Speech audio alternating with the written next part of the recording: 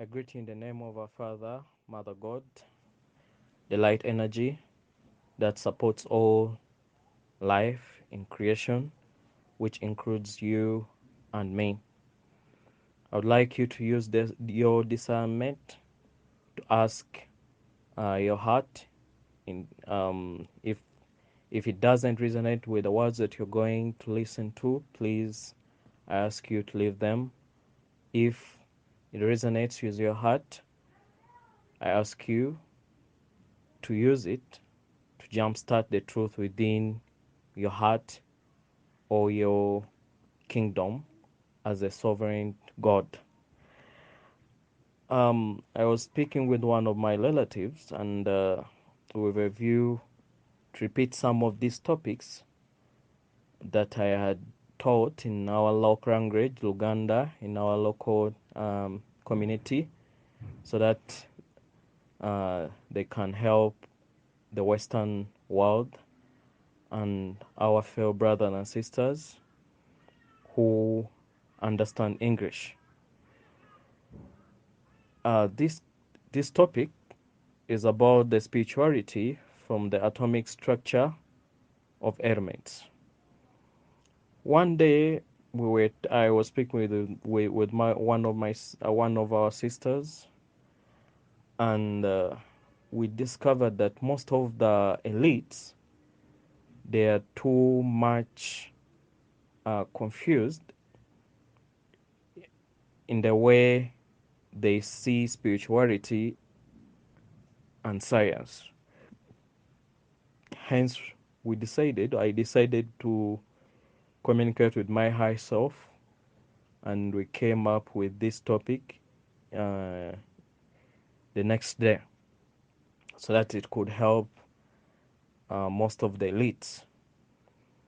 Because if you look in this matrix, most of the people who are more educated have been duped much in this matrix, in that it's not that easy to over slide or um, to fight against the eagerness that is put in the mind of the God because of the level of education that is attained. Because you have to know, and you have to understand that all the education system that they have been teaching us was designed by the dark entities. Hence, they put more dark matrix within our minds. Hence, the ego, in most cases, becomes even more stronger to um, most of the elites that have attained a lot of, let's say, the education in this dark matrix. Anyway, I want to show you how spirituality starts from the atom, as atom is the basic unit of matter, as it's known by the elite community. But now, before the atom, or um, before everything starts, it starts with light. As you see in the symbol of the video, of the picture that I'm going to use for this video, all creation starts from light. Light, that is love light. That is Father, Mother, God. Now, with that, they produce twin, the twins, who start up, who start up the beginning of the creation, of all creation, from parents, and then they produce the twin structure, or what we call the twins in creation. Now, in the atomic basic, you start with what we call the proton. Proton is proton is positively charged. This one is a representation of, it's not it's actually not the representation, but the actual kingdom of what we call the sky god. The sky god, most of the Western region, most of the uh, Western culture, they call him as Jupiter, Jehovah, Thor, and now in our local language we call him Ndaula. In an atom is represented by the proton, which is positive. Remember, each god. Now, here I'm trying to describe what we call the hero hymns. The first two are the parents, and then seven make up the hero hymns of all creation. They are found in all planets. You get me? Now, in every tribe, let's say in on Mother Earth, because Mother Earth is a prototype of all planets or all clans. Now, each clan has to have all uh, this type of creation pattern. That is the nine divine number. First, we started with the parents, father, mother, in light, and then they produced the twins in creation. That is protons, uh-huh. Protons, of which in our local language or in our my local community of which I've incarnated in, we call him Undaula. And then in the in the Western culture, you've been calling him Jupiter, Jehovah, or Thor, the god of sky. Then his twin brother is called the Christ God. Christ God is represented in an atom as neuron. Neuron has no charge. Neuron has no charge. Neutron, I mean. Neutron, yeah. Neutron has no charge. And then in our local language as Baganda, we call him Blam. Now, every tribe, you have to know that in every tribe they are there, but the pronunciation changes, but the roles are the same. Now, to figure out what type of a god or a name of a specific hero hymn, you just find out the role. That goes also to the archangels. In case you find an archangel from a different tribe being pronounced in a different name, but having a role that you know in your tribe that you have, that is there, then they are the same. They don't change roles. The roles are the same, but the pronunciation of the names change according to the tribes. Now we are done with the four. Uh-huh. So now we are finished with our first with the twins. That is in from the atom. That is the proton, which is positively charged, and then neutron, which has no charge. From it, we have what we call the nucleus. The nucleus is the representation of the frame god. Frame god. In our local language, we call him Lubanga. Then in the western region, they call him uh, they call him Janus. Janus. Then also you can find in your own language who is the frame god, who works on transition, who works on the gates, timing, and duality, is the head of all that, and also is the head of all souls. In framing, I mean framing souls, and in the framing of all creation is the one in charge of that department. So in the atom is represented by what we call the nucleus. So that is the frame god.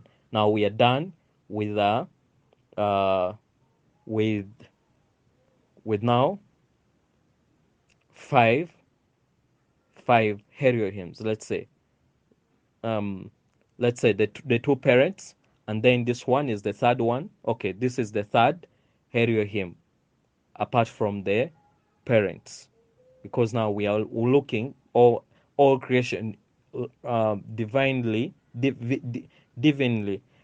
saturates on 9 positions. Now we are going on the fourth one.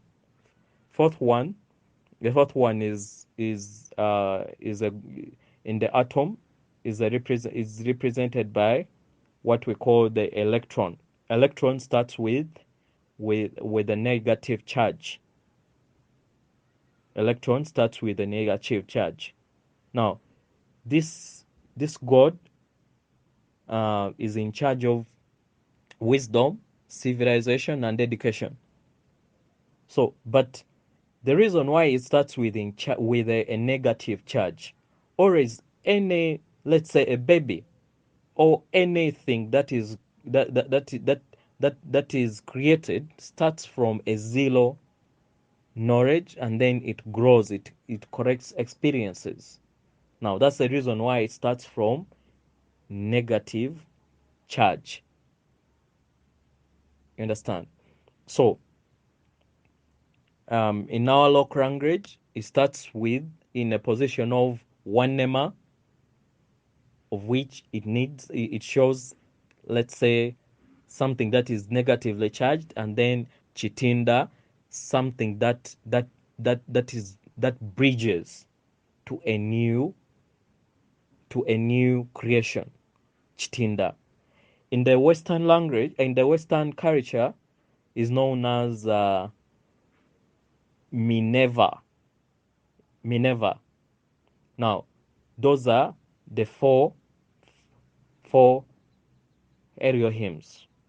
Those are the four Elohim so far covered. Now, making up what we call the atom. Now, the word atom means unseparatable. The atom means unseparatable. So that means that it's simple. It is very simple. You've been hearing uh, high masters and archangels telling us that we are all one. If you believe as an elite that all creation is made up of atoms, and you've seen that the spirituality kingdom, eh, the major kingdoms of the spiritual world, they are within the atom. Now, how can you say that we are separate from what makes of all creation? You understand? So the four area hymns, yeah, we started with that in the atom. We started with proton, which is positively charged, and its color is blue. Then Christ God, who has no charge, which is an electron. Then uh, enclosed by a nucleus, who is the flame God, and then outside it, is what we call the electron, which is negatively charged. So that makes the unseparable elements of all creation. Now from there, they produce three. I mean, I think four elements. Four elements. The first element, um, it matters the number of atoms that are being that are being joined together to make up one element. Now let's start with the air element. The air element um, is led by what we call the god of the air. In the Greek, civilization was called Ether. Then for us as Baganda, we call him Musoke. So you can also find out who is in charge of hair element in your tribe. Remember, they have the rows, same rows all over. They are the same, but the difference is just the pronunciation of the words. Now, from there we go to the fire element. Fire element um, is the one in charge of course, fire. And then among us, the Baganda, we call this god of fire. We call this god of fire Chwanuka. Then is the same as La, is the same as Horus, is the same as Volcanic among the Romans, is the same as Hephaestus among the Greek. Now, every tribe, of course, has a different way of pronouncing him. Then the last him to make the seven is the water god, who makes up the water element. You understand? Now, that god among the Western culture is known as Saint Germain. Saint Germain. In our local language, we call him Mukasa. Then in the ancient Roman, they call him Neptune. So every tribe also has a way of calling him. Not even only tribe, but every planet, they all have these elements. They all have these elements. You understand? So that sums up the seven hero hymns, then plus the two which make up, plus the parents which make up the nine divine position of creation. Now, those nine divine positions of creations are represented on our body by the nine holes that we have. Nine holes that we have. We have two eyes. We have two um, two opens of the nostrils, which is those are four holes. Then the ears, two, which is six. The mouth, seven. Um, the back hole for the waist, and then the productive hole to make up the nine divine positions, which are also represented on our body as humans here at the present, or in our making as we are here. So briefly, that's what I wanted to show um, the Western culture, that everything is the same. Now, when you combine the four, I mean, we have forgotten. I had forgotten the what we call the soil element, but that soil element is is a duplica of the Christ element. Yeah, it's just a duplica of the Christ element, because at the start, when a proton is positive, it is in space. Then now his twin brother gets to the ground, and it turns to be as the king of the ground. Now is the one who makes up the soil element. That's the Christ God. You understand? Who has no charge. Then his twin brother, whom we call Ondaula in our place, and then in Western, Thor, uh, Jova. Then he takes up the opposite side of creation to make up the four elements. You understand? Um, so I hope I have tried to throw some light, uh, mostly on the elites, so that they can really solve most of the questions that they have in their brains about how things are. We are all one. All creation is connected, because even what you believe as the basic unit of matter has the spiritual gods. That's where you see. That's the reason why even when you see the Christ color or the proton color, it's a golden, it's a golden color. And when we make the practices of restoring Christ consciousness within humanity, you see that we visualize using the golden color. You understand?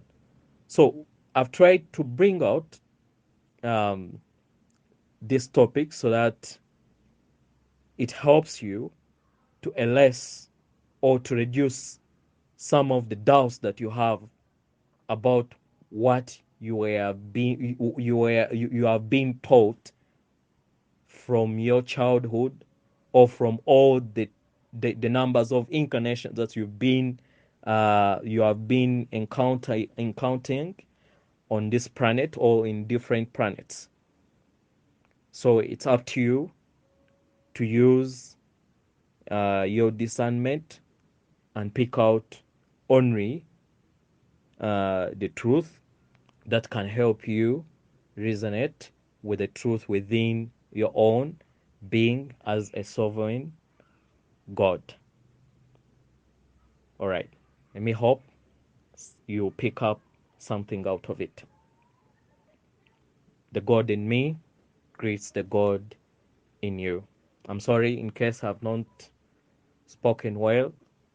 I told you from the from morning that um, um, I'm not very good in English, but I hope you've got something that would help you make more research on how truly creation is from an easy perspective, using our education level of understanding.